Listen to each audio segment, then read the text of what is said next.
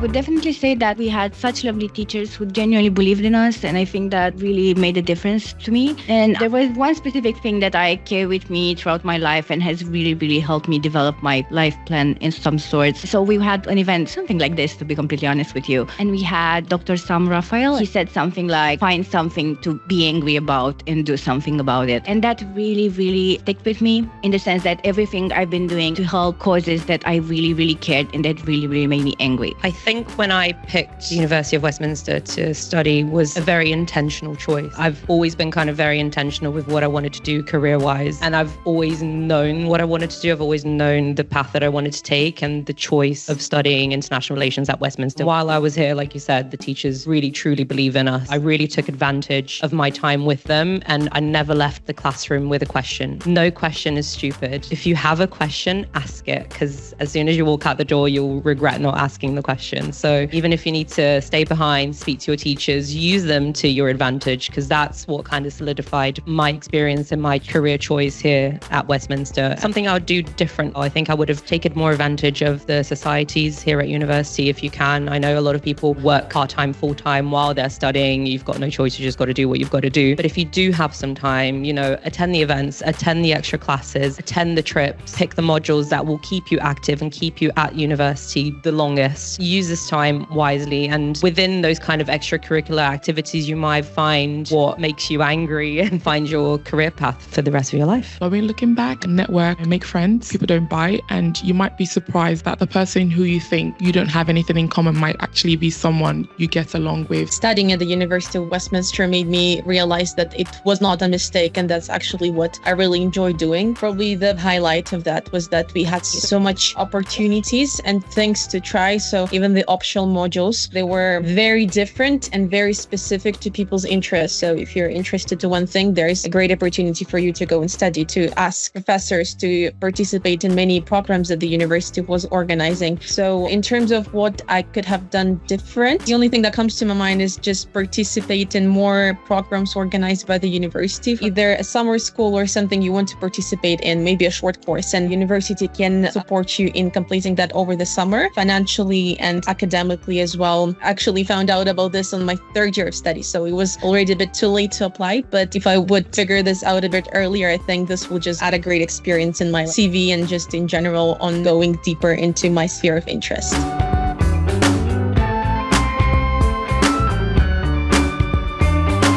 I was applying during COVID, so there were hundreds and thousands of redundancies, but I was headhunted on LinkedIn. So that's one of the biggest, I think, best platforms you can use to apply for jobs. I made my CV with the help of my father, and he gave me advice to keep it to a page and a half minimum and to make it short and concise. That did actually work because I was immediately headhunted by a global mobility company. So that's kind of where I started my journey. The hardest thing about that was the fact that it was fully remote. So I was working remote for 2 years, and you're kind of in a bubble to yourself. When I started this job about 1 year and 6 months ago now, it was having to get out of that bubble you're in, having to interact with the other colleagues, to be in an office, have interactions. What I definitely would say is to manage your expectations in the sense that you're not going to become a manager overnight, and you're not going to become, like a director of something. Everyone starts from the bottom, and that's okay. You have to learn the works before you can actually manage people and before you can actually prove yourself, let's say, to yourself and both to the world. I always had these big expectations, and that made me a little bit disappointed when I joined the workforce. But then I started to learn and realize that if I show up, if I work hard, I'm going to get to where I want to. The worst part about thinking, how do I get a job at an embassy? Where do I start? Where do I even get that kind of work experience? As they're asking for work experience, how do I get work experience if I can't find a job in the field? And it's like an endless circle, right? You're like, I need a job that gives me experience, but they require experience for the job. But you know what I mean? So where do I get experience? There is a little bit of a fake it till you make it. Where do you find experience? Everywhere, basically. Anything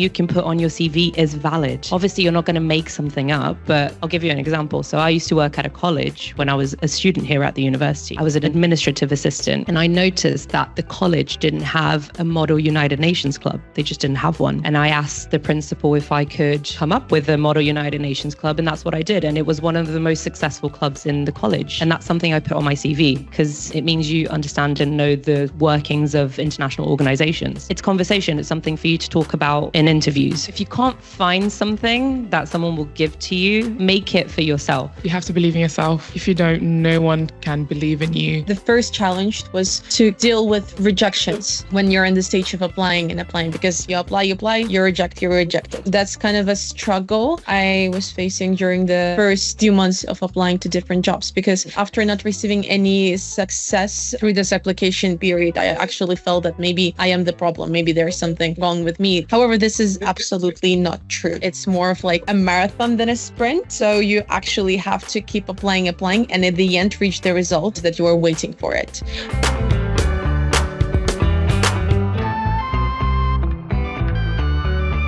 LinkedIn is a very important factor, but as well as word of mouth, believe it or not, referrals do actually work. So our company, and I'm pretty sure other companies as well, if you know somebody who works for a department that you'd like to go into, if you can kindly just ask them for a referral, they definitely will connect you with the correct person. And then you should be able to find maybe an internship or work experience or an apprenticeship or even a graduate job. So LinkedIn and a referral, I would say, are the biggest factors to kind of use. I was very specific and intentional with what I wanted. So anyone can work at an embassy. You don't necessarily need to be a national of that country in order to work at an embassy. There's two kinds of people who work for embassies. There are people who are part of the mission and are sent from their countries to a specific place to take part in that mission. And there are locals, so people like me who are people who live in that country already and will just work to help the people who are coming to get used to life here and if they need help with local aspects of their job. I applied directly through the portal of the embassy, and I think that's when most people would have to apply if you're going to work for an international governmental organisation, directly through them. But I mean, LinkedIn is an open door, a massive open door. If you have your CV up to date, if you're posting regularly, small things that you do on a day-to-day, like at university today I had a lecture about this, and that, it's valid. Like, post about it, it's completely valid. One thing that really helps me is having recruiters. For instance, if you know there's a particular area you want to go into, go on LinkedIn, look for recruiters within that particular area. So make sure you make friends with recruiters, network as well. Reach out to people who've left university and are working as well. They might have opportunities coming up within the organisation. So all in all, network.